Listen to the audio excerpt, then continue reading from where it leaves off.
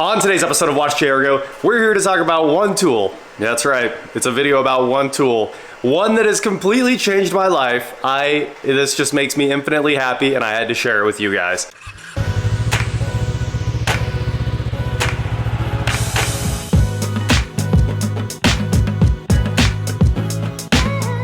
What is going on, guys? I am WatchJRGo and today we're talking about staplers. We're really talking about one stapler. So many of you have probably stapled something in your life with, you know, home staples, T50 staples, the big ones, not a paper stapler, a real stapler that you use to attach Tyvek sheeting to a house, hang sheetrock shims, build garage sale signs, nail insulation to the wall. You know, you gotta insulate between your studs, all that fun stuff. Just like that. That all has to be stapled up. The vapor barrier, the insulation, everything. Well, staplers for my entire life have been the absolute worst tools ever created by man. Now, we all started with that silver stapler, that big giant silver stapler that's so big you can barely fit it in your hand, right? You have to kind of hold it with the tips of your fingers inside the channel and then squeeze it with your whole hand. And it's a big pain. It's got a really heavy pull, but it works. As long as you get a whole lot of force on it, pushing into the material you're working on, and then you slam that handle down, you can make it work.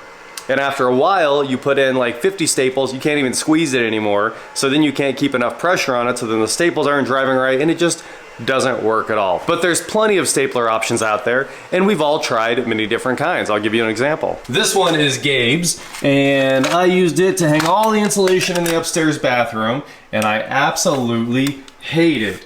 I always thought this was a cool design because it has this, you know, grip that helps you locate it with your finger, and it's supposed to give you more leverage because you're holding it backwards. So it's still a little big in your hand, but you can make it work and you can shoot staples. You gotta, if you have something like this you can push against, it works pretty well. But the problem is, okay, this time it's just gonna work perfectly. If you're holding it at any angle, see, it hangs right there. And one time it even caught my hand in between this and the body of the stapler itself. So I bet this one's a little old and worn out, but this is also a terrible option. And then there's the next terrible option, which is the Boss Stitch slap stapler. And that's one a lot of people in construction use because you can use it one-handed and you can hold your material up with your, you know, your left hand, right hand, whichever hand you actually staple with, which is your dominant hand, and just slam it.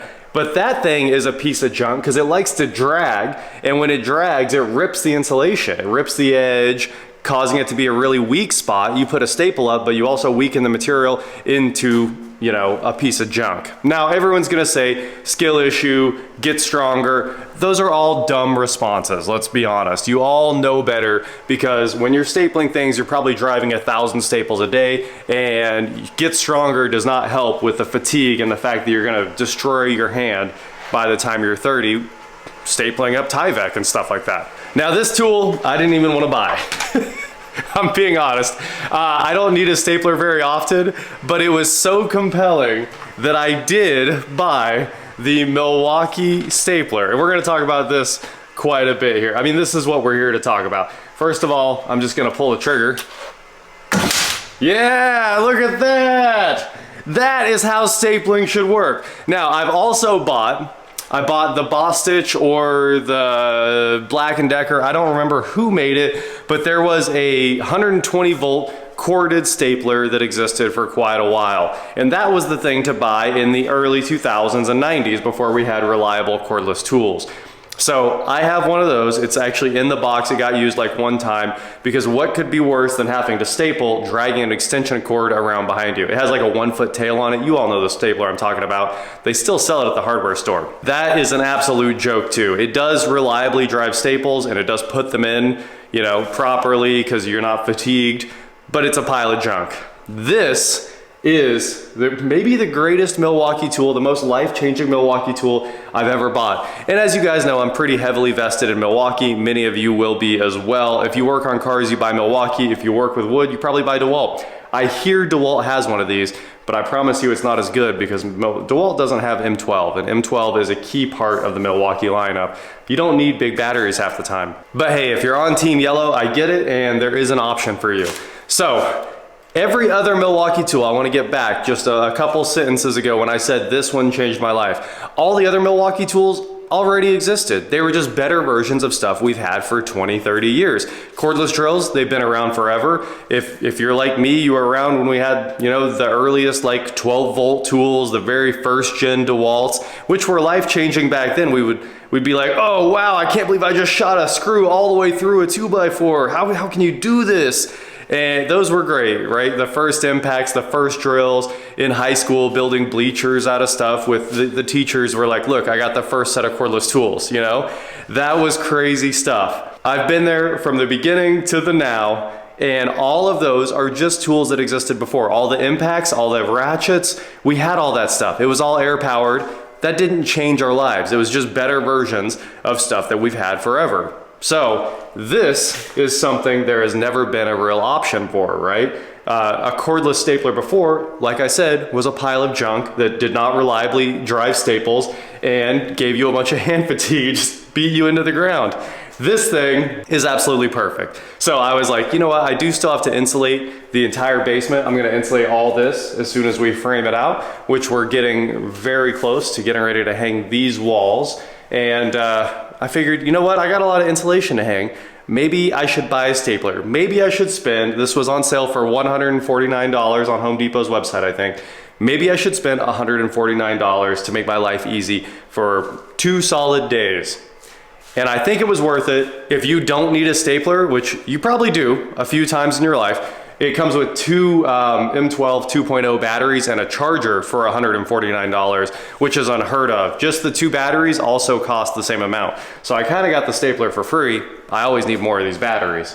I'll throw a link to this from Home Depot in the description as well, in case you want to buy one, because you probably do after seeing this. But let's be honest, I went looking for this thing and it turned out like I could not find it in the US.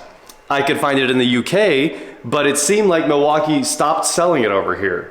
And I just gave up after a minute. I was like, well, I guess I'll hop on Amazon and I'll buy it from the UK, because a lot of the tools on Amazon are either completely fake Milwaukee or they're you know, Milwaukee listings from the UK and stuff like that. And I found the version of this, which is called something completely different in the UK. It just doesn't make sense. They have to have sold this in the US if they're selling it in the UK. So I took the weird UK model number and I threw it in YouTube, because I was like, well, if I'm gonna buy it on Amazon, I might as well watch a video of it before I do. This thing is kind of heavy, I'll give it to you. I've been carrying it around for this whole video. It's a little on the heavy side, but also it's awesome. Going around stapling junk. These shelves are going in the trash. So I searched for Milwaukee T50 stapler, found it on the Milwaukee.eu, MilwaukeeTool.eu or something like that. That was their website. And then I took that, went over to YouTube, and I started watching the video, and the guy started his video with the MCTLST, you know, stapler or whatever. Also known as the 2447 in the US. And I was like, wait, are you kidding me? And I went back to Milwaukee's US website, and they idiotically call this a 3/8 crown stapler. I know it says crown staples are T50, but it should just be called staple gun or T50 stapler or something like that. It doesn't make any sense. I had seen this 20 times on Milwaukee's website before I went to the EU one, and it just never added up that they would call this a crown stapler, because that's not what we call that here. We just call this a staple gun. So eventually, and the pictures look different on the EU website and the US website. I'd probably clicked on this one and stared at it and just decided that it wasn't the right tool. Turns out it was all along. Now you guys know it's the 2447-20, but they called it a dumb name. But it is the same as the one that they can get in the UK, and it's absolutely amazing. I'm so glad they sell it here, because it ended up costing less money and came with more batteries from Home Depot than it did from Amazon. So anyway, that's the story of how I found this thing. It is truly a life-changing tool, something that there is no equal to other than maybe the DeWalt, because all other staplers are inferior or tear up your material or wear you out. This solves all of those problems, and it's honestly really cheap. So now that we've talked about it and how I got it, you can change the force, I think. It's either the force or the driving depth. You can put in a bunch of different sizes of T50 staples. I've got a pretty short one in there right now, and it looks like it also has a little hole for a belt clip. I don't know, I opened this thing up, and if there was a belt clip, I threw the box away. So I'm assuming I threw away the little clip that should hold this on my belt, which was probably dumb of me, but I was just eager to get this thing open and actually use it. Let's use this thing and see what it does. I know I said we were gonna use this thing, but instead I went out and checked the trash to see if the belt clip was in the box. It's not. The bag's in there, the papers were in there, but unfortunately I didn't get a belt clip with mine. Not sure how that happened, but it does say that it takes between 1/4 inch and 9/16 T50 staples, which is pretty awesome. Those are 9/16 is a pretty long staple, and this is the power adjustment dial. So now let's go use this thing. We'll grab some sheetrock shims and staple them to a 2x4. You can just hold the trigger and it's in sequential mode. That is crazy fast and it never misses.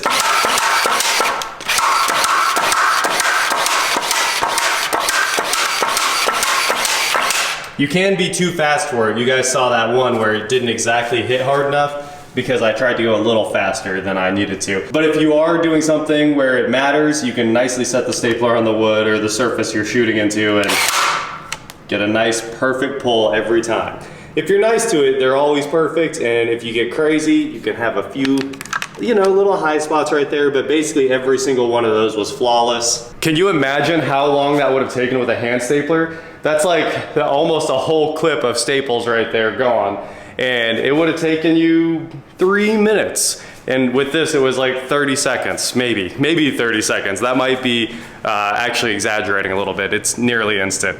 Anyway, I had to make a video about this because it did change my life. I literally was like, how many times am I gonna need this? And then I thought about it, I was like, every time I've ever needed a stapler, it's been the worst experience of my life. This one has turned it all around. And for $149, it was worth it. It might sit in my toolbox for nearly the rest of my life. Still worth it. That is it for today, guys. Thank you so much for watching. Don't forget to head on over to shop WatchJRGo.com for cool shirts, not like this. And please like, share, subscribe, do whatever you want to do, and I will talk to you next time. See, look, I'm up here stapling in sheetrock shims right now, and it's amazing. I never have luck like that driving staples with those hand ones, so I am super, super excited about how well this is all coming out. Putting the ceiling in the bathroom right now, finishing up a little bit of electrical. The whole bathroom had to get rewired, which is exciting, right? I didn't want to do that, but it really did have to get done. You know, we decided to add a switch for the shower light.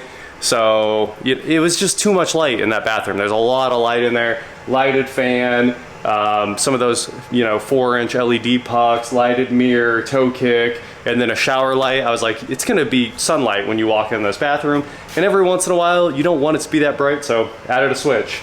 And added a switch for the light and the fan, and then a double outlet, and we're finally about done. I gotta put one more outlet in for the heated lighted mirror, and we're gonna wrap this thing up. So hopefully by the end of the day, it'll go in this video. That's my plan. I'll show you guys the sheetrock's bathroom. Also, I had to go buy sheetrock yesterday, so we got a bunch for the basement. We got 8-foot sticks right there, and we got 10-foot sticks right here, because we're also ready to put that room back together and really put the whole basement back together. So this was supposed to be a separate project that happened way down the road, but I figure we're here.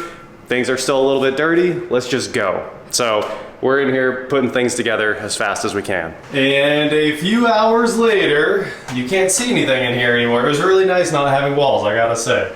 The walls have made it difficult to see. But we're ready for the fan to mount. We got our outlet for the mirror, outlet for the toe kick. Don't worry about those holes, the vanity covers them up. It was kind of funny. It was, you know, every once in a while you miss a measurement and they'll get mudded in. But over here, we're making a lot of progress. We had to lower the drain and extend the drain in 2 maneuvers because of how this thing fits. So the factory one stuck up too far for us to get a coupler on, but not far enough for the actual coupler over here, the fitting, to fit on it. So as you guys can see, we had to do a lot of modifications, cut the inside of the existing pipe, pull a ton of concrete out of the hole, and then lower the pipe, couple it all back up, and it's finally ready to go. So that was way more work than we expected. But the bathroom is ready. I was hoping it would be finished by this week, but unfortunately, sheetrock finishing is going to start Sunday. So I'm a couple days away from having this completely done. Well, obviously the panel will be in tomorrow, sheetrock will be finished tomorrow, and at that point it's really just a waiting game. As soon as some of this sheetrock around me gets finished, we can slap up the onyx walls, put in the body jets, and we're home free. So I am super pumped to finally get to this state. This is the last thing we needed to move into the house. I know I've said this a few times, but I could have moved in without a shower, and I was just like, it would really not be fun to move into a house without a shower. So we finished a shower. I went and picked up the toilet for in here. It matches one of the upstairs ones, so we figured they might as well be matching Kohler toilets. And of course this vanity has been here for a long time. So while I'm waiting on sheetrock to get finished, I'll build the vanity, and the top's here, the faucet's here, everything's here. And all the plumbing will be done Saturday, finally Saturday. So in the next 3 days, we'll get this bathroom totally wrapped up and hopefully start putting sheetrock back on some of these outside walls as well, because there's a lot of stuff that needs to happen to get this whole house put together. So the only answer is just keep going, and obviously we need to put a bunch of lights through these hallways and stuff like that too. Got to make the hallways look cool. Got to get this room ready to get refinished, ceiling, and try to get this done at the same time as the bathroom.